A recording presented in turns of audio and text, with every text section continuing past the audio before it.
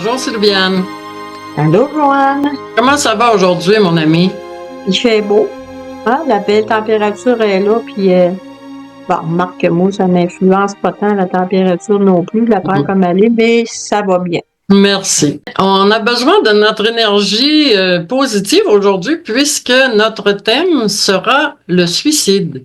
Et le suicide, pour certaines personnes, c'est malheureux, pour d'autres, c'est heureux parce que c'est une délivrance. C'est quoi le suicide au juste à travers ta perception? Parce que tu as une perception particulière de la vie et de la mort. Et bon, c'est ce qui m'intéresse aujourd'hui, d'avoir ta perception sur le suicide. Ben, c'est sûr, comme tu dis, c'est un sujet qui est très délicat, je dirais, là, parce que pour ceux-là qui ont vécu la perte d'un être qu'ils disaient, hein, la perte d'un être cher à travers cet acte-là, hein, s'enlever la vie, ils ont des séquelles émotives, puis tu sais, on va y aller délicatement parce que pour pas non plus faire mal. Pour moi, le suicide, ben ça fait partie, je dirais, du libre arbitre que l'être a quand il arrive sur la Terre. Il choisit son arrivée, son temps d'arrivée. Il peut aussi choisir son temps de départ puis la façon dont il va partir. Nous, on pense que quand on meurt de maladie ou d'accident, que c'est pas un choix qu'on a fait, là. Mais pour moi, dans ce que j'ai compris en cours de route, ça fait aussi partie du choix de partir, d'un choix de partir, d'une façon de partir. Mais ce qui arrive avec le suicide, c'est qu'on a l'impression que la personne n'était pas dans un état, disons, conscient pour prendre une décision comme ça. Alors que pour avoir côtoyé une personne que j'aimais beaucoup, justement, qui a passé à l'acte, je peux te dire que sur le dernier segment de sa vie, là, où est-ce qu'elle avait trouvé sa solution, puis qu'elle était dans un état, à la limite, dans un état de grâce, tu sais, tellement elle était paisible face à la décision qu'elle avait prise, là. Puis personne n'aurait pu venir voir ça parce que enfin, elle était passée d'un état de confusion, de mal-être extrême à un état de paix totale. Ça, c'est, je dirais, quelques semaines avant son départ, là. Tout le monde pensait qu'elle était guérie, qu'elle avait enfin trouvé une raison de vivre sur la planète. Mais d'une certaine façon, on peut dire que oui, elle était guérie parce qu'elle avait trouvé la paix en dedans d'elle, ce qui n'était pas vrai pendant des années. Mais ta vision à toi, Sylviane, vis-à-vis cette personne-là, exemple, tu as une vision, comme je disais, de la mort, de la vie particulière. Tu as une espèce d'ouverture devant une personne comme elle que tu as connue. Dans le fond, tu n'avais aucune émotion de penser qu'elle pouvait te dire ouvertement, j'ai trouvé ma solution, je vais mourir, je me suicide. C'est quoi ta vision versus la source? Ce qui nous définit avant d'arriver sur cette terre, ce que tu nous enseignes depuis le début, qu'on choisit tout ce qu'on va vivre. Ben oui, on choisit tout ce qu'on va vivre. En tout cas, on choisit les défis tu sais, on s'est donné des défis avant d'arriver ici, là. Ça se peut que ce soit le défi de dépasser justement un état d'être inconfortable, tu sais, un état d'être dépressif qui traîne depuis, il y en a qui viennent au monde comme ça, là, quasiment, tu sais. Donc, eux autres, on peut supposer que dans l'incarnation d'avant, ils n'avaient pas trouvé la paix, puis ils n'avaient pas trouvé le bien-être ici, là. Ils n'avaient pas trouvé comment s'épanouir sur la planète, là. Donc, s'ils sont partis déjà avec par un suicide, maintenant, s'ils ont déjà mis fin à le jour, ben, peut-être que là, ils viennent refaire le parcours pour le terminer autrement. C'est pour en arriver à une finalité autre que celle qu'ils ont choisie dans l'incarnation d'avant. Ça, c'est un exemple, là. Mais oui, on a le libre arbitre, on peut choisir comment on va finir, comme on choisit comment on arrive, puis quand, puis où, tu sais. Mais il y en a, Sylviane, qui se suicident et qui sont sauvés comme par miracle, souvent, et qui se resuicident quelquefois par la suite. C'est comme un appel à la mort sans arrêt. Oui. Puis, tu sais, eux autres, dans leur conception, c'est plus bien ici. Là, ils ont juste envie, ils trouvent plus rien de drôle, ils ont juste envie de s'en aller, tu sais. Fait que tu peux bien les empêcher. Mais pour moi, la meilleure solution à faire, c'est de les accompagner. Les empêcher, tu pourras jamais vraiment le faire. Mais si tu les accompagnes en disant que tu sais, qu'ils ont le choix, qu'ils peuvent trouver des solutions, que peut-être qu'ils les voient pas là, mais qu'il y en a certainement. Si tu les contradis pas dans leur souffrance, en voulant dire non, non, c'est toi qui te fais des idées, c'est le fun, ici, là, puis t'es dans le champ là, avec tes idées. C'est pas une bonne idée, tu sais. C'est de vraiment comprendre les souffrances puis de dire, bon, OK, si tu penses que c'est ta solution, mais on va te regarder, tu sais, j'ai déjà accompagné une jeune fille, là, très jeune, là, tu sais, qui avait justement fait une tentative de suicide puis qui était suivie depuis un bon bout de temps par en psychologie, là, tu sais, puis mais elle n'arrivait pas à trouver son bonheur, elle trouvait ça plate, sa vie, sa planète, tu sais. Puis bon, ben, ses parents me l'avaient emmené, tu sais, puis en cours de route, ben, moi j'ai dit, si tu décides de partir, j'essaierai même pas de t'en empêcher, là. Parce que pour moi, ça reste un libre arbitre de rester ici ou pas. Mais toi, t'aurais pas envie d'essayer de construire quelque chose, là, tu sais, de pas en revenir avec encore ce défi-là à relever. Je comprends que c'est plate, ça, là, tu sais, c'est pas toujours drôle, puis le milieu où ce qu'elle était pas nécessairement si intéressant que ça non plus, là. Fait que là, elle m'avait regardé, j'ai dit, c'est toi qui crée ta vie, ma fille, là. Tu peux créer autre chose, là. Tu as quand même ton libre arbitre, puis c'est à toi de commencer à mettre des choses qui t'intéressent dans ta vie, tu sais, puis de travailler sur ta route, là. Puis, tiens, là, je la voyais allumer. Ouais, mais mes parents voudront pas. Ouais, mais non, non, non. Ça, c'est ce que tu as dans ta tête. Mais va au moins essayer. Puis, à la fin du soin, ben, elle m'a dit, ouais, là, je pense que j'ai trouvé comment faire pour aimer ma vie. Elle casse son schéma de base, là, tu sais, son défi a réussi à le dépasser, là, tu sais, elle manifeste comme il faut, puis bon, elle est prête à... Puis, elle va super bien maintenant, là, tu sais, je l'ai revue quelques années plus tard, puis elle est heureuse, elle dit c'est un défi tout le temps, mais maintenant, j'ai plus ces idées-là, là. Mais elle était jeune. Concernant les suicides de personnes soit plus âgées, est-ce que ça veut dire que son chemin de vie avant d'arriver sur cette planète, elle décidait à 18 ans si elle continuait ou pas, mais la personne plus âgée, est-ce que ça a rapport avec un choix différent dans le fond que la plus jeune qui a vu un non-intérêt de vivre, là? Moi, je te dirais que en tout cas, selon ma perception, parce qu'on parle toujours de ma perception, là, je veux pas qu'on fait pas, j'ai pas une thèse là-dessus, là, mais selon ma perception, je, je sens que ces gens-là viennent déjà avec ça, qu'ils mettent en marche à 70 ans ou qu'ils mettent en marche à 13 ans, ils traînent le défi plus longtemps, je te dirais, là, ils traînent ce poids-là plus longtemps.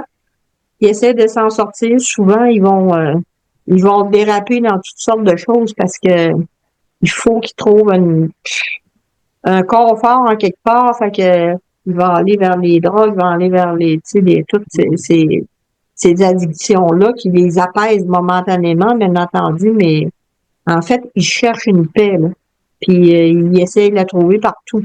Mais c'est pas cette paix-là est pas durable. Puis on sait bien que c'est un crash après la prise de substance ou ben fait que ça dure pas, fait qu'elle retombe encore, puis tu sais, qui réalisent que bon, finalement, ils ont plus envie d'être là, puis qu'ils se suicident à 70 ans ou à 15 ans. Ils sont arrivés avec ça, là.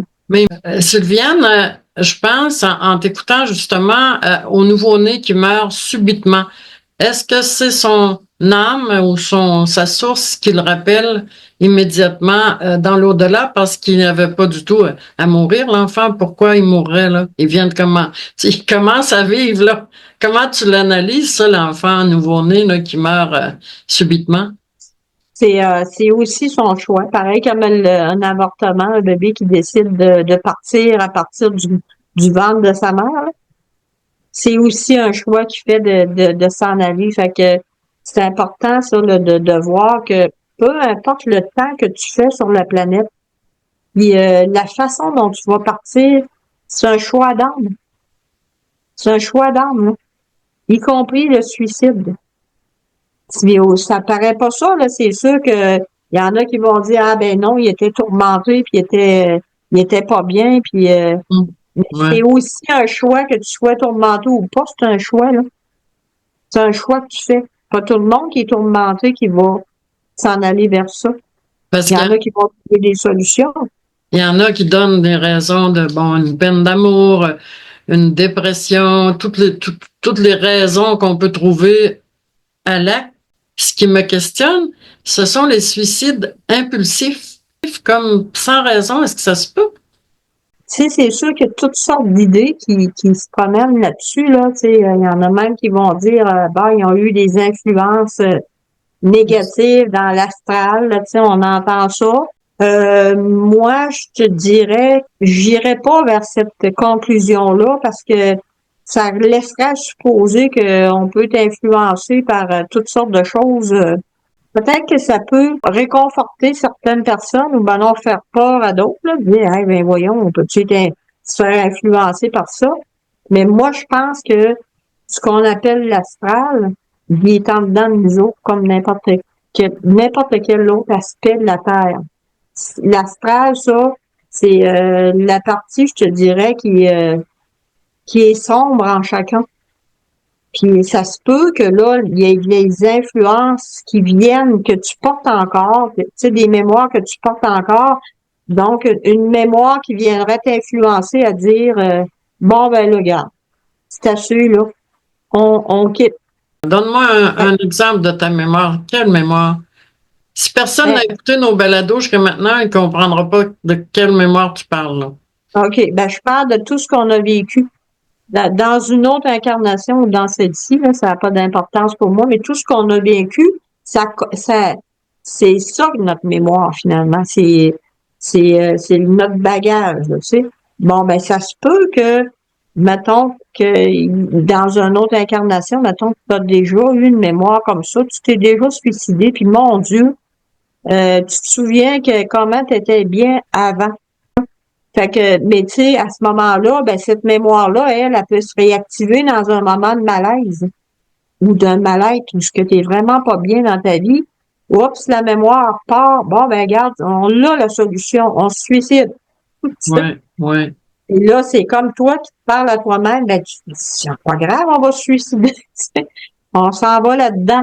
Donc, cette mémoire-là, puis moi, c'est pour ça que je dis, ça vient de notre astral à nous, notre, notre monde à nous, là, on a chacun notre côté sombre là, qu'on transporte, puis qu'il n'est pas clean, il n'est pas clairé encore. Là.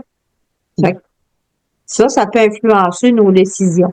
Mais c'est pas évident parce que dans le fond, cette mémoire-là, l'astral dont tu parles, qui est négatif dans notre être, à commettre le geste irréparable, et dans le fond, ça vient pas nécessairement de nous, ça peut venir d'une autre incarnation, mais qui est nous dans le fond. Exact. On n'en sort pas, Exact. là. D'abord, c'est pas un geste irréparable.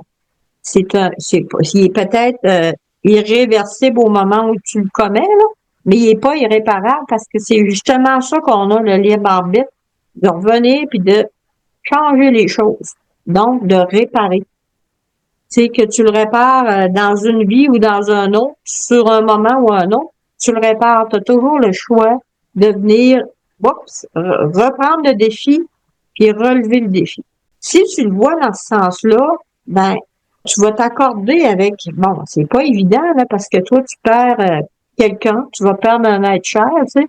Tu vas perdre quelqu'un puis dans le tragique de que nous, on a mis, là, tu sais, le drama de tout ça qu'on transporte avec, avec nos expériences, ben, c'est sûr qu'il va falloir que tu sortes du drama avant d'arriver à une paix.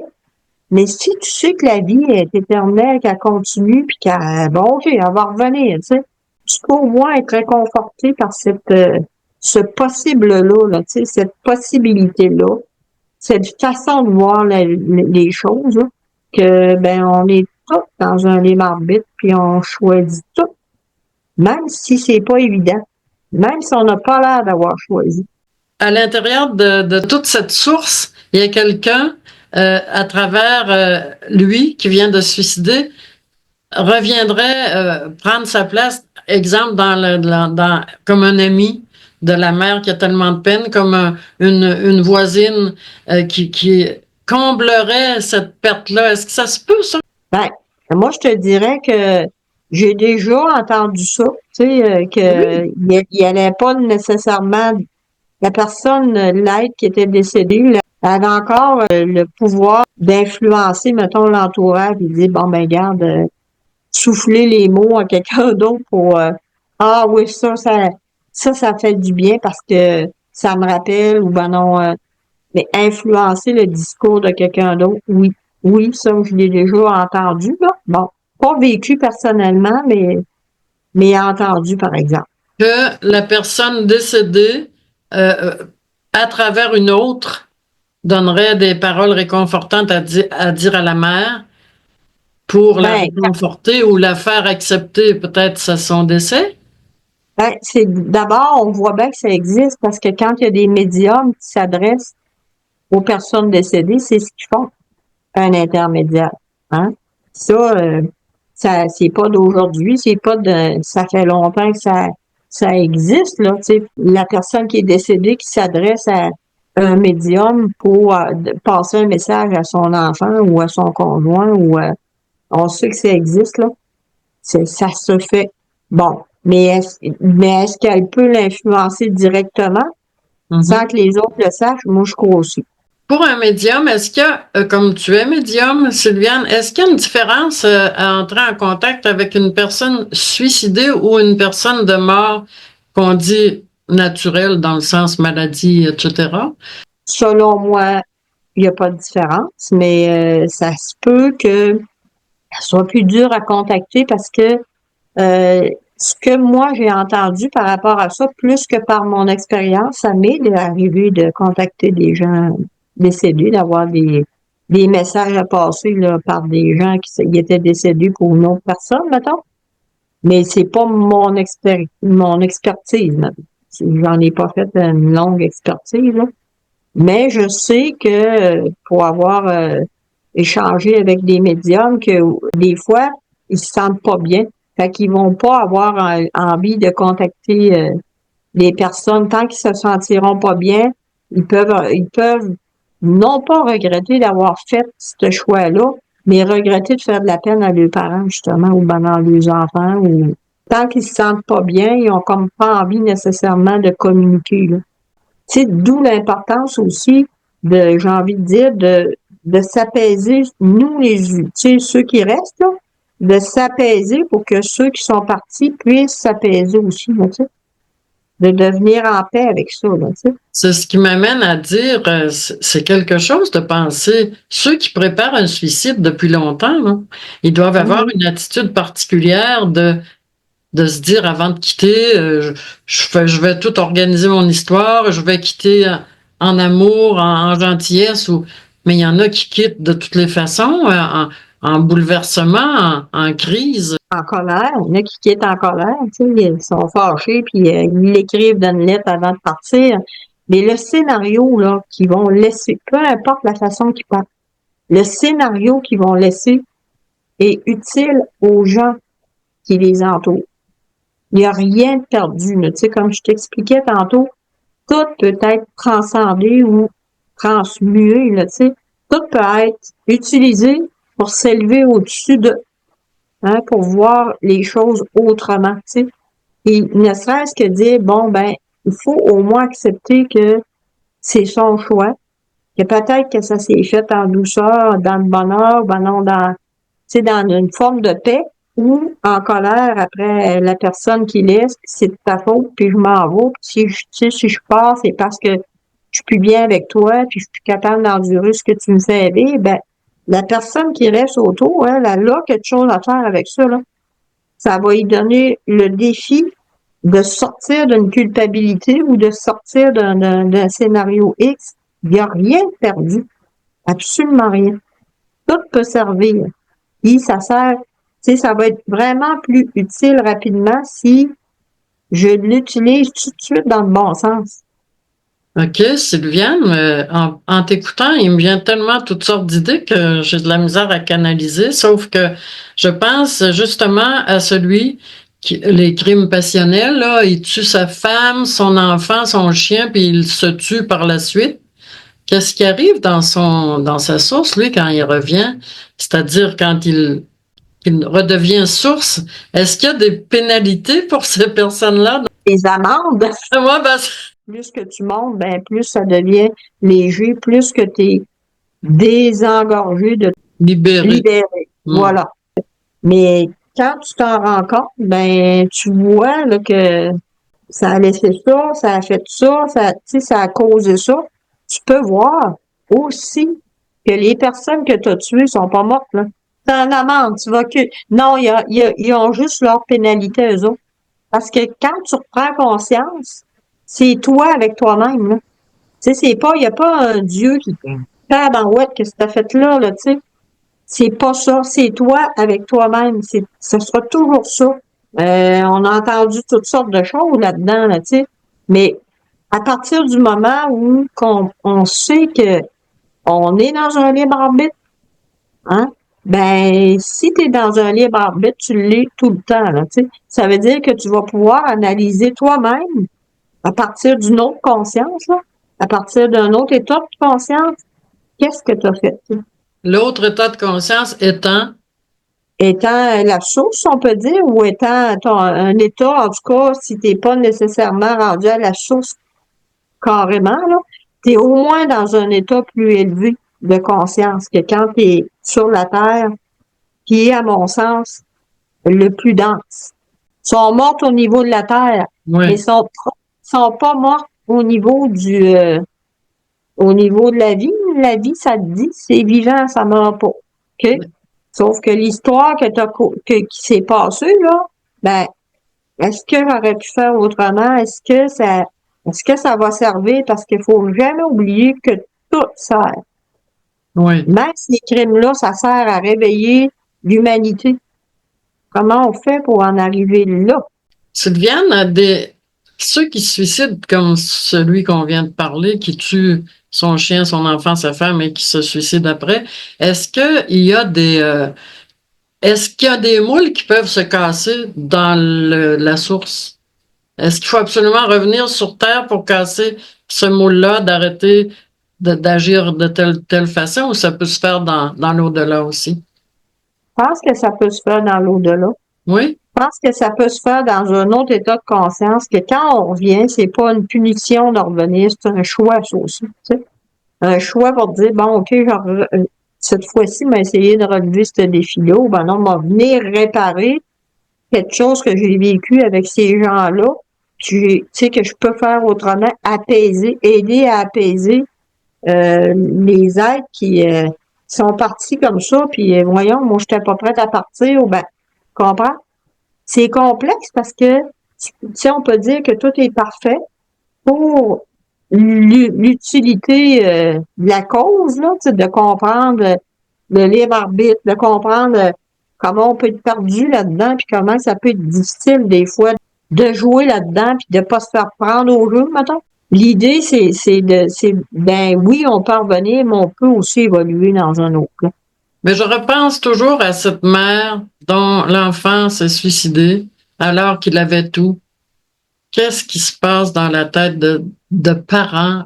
Comment leur faire comprendre, Sylviane, que c'était sa route et d'arrêter d'être tellement triste? Il faut comprendre que, ben peut-être qu'il y avait l'air d'avoir, que c'est pas nécessairement, tu sais, si je peux dire ça aux parents, c'est pas leur faute. c'est pas leur faute. Faut sortir de la culpabilité, c'est très important parce que c'est son choix en quelque part. C'est vraiment de dire c'est pas votre faute, c'est le choix de cet être-là. Passer à autre chose, maintenant. Parce que souvent, les parents, ce qui les fait souffrir à long terme, c'est la culpabilité qui traîne. Comment ça qu'on n'a pas vu ça? Comment comme ça qu'on n'a pas été capable d'empêcher ça, tu sais? Mais si c'est ça, lui, qu'il faut qu'il rencontre, là, son âme, s'il faut qu'elle rencontre ça, ben, tu peux pas l'empêcher d'aller dans son expérience pour s'élever. Si c'est ça que ça y prend pour se lever, on ne sait pas ce que l'autre a besoin. Mais en même temps, on peut utiliser ça pour dire, je respecte son choix finalement. Je veux tomber en paix avec son choix.